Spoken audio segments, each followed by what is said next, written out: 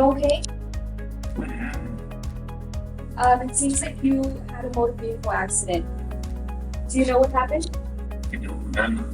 No, this is Unit 001. This is Ms. Davila requesting ALS for a motor vehicle accident. Hi, sir. My name is Ms. Davila, and I'm here with Mr. Alvarez. We are EMT. Are you hurt at all? No, just I was rear-ended by that two cars. Okay, and how many people were in each vehicle? It was just me, and I think it was just that guy. That's all I saw. How long ago was the accident? I just called you. It happened like maybe 10 minutes ago.